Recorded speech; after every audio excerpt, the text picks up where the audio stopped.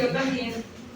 No, es que quisiera que hubiera algo que nos facilitara más, que no tuviéramos que cargar tantas cosas.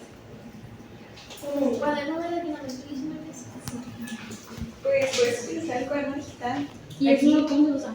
Pues mira, escribes igual como siempre, pero lo que tú escribas se va a pasar a una aplicación y ya no tienes que cargar tantos libros.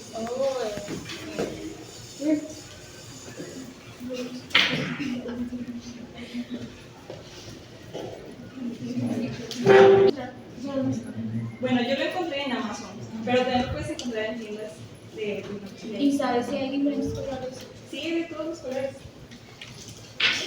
También se le puede cambiar el fondo en la aplicación, por ejemplo, si el cuaderno es blanco en la aplicación puede ser, no sé, rosa, algo así. Sí, puedes diseñarlo como tú quieras.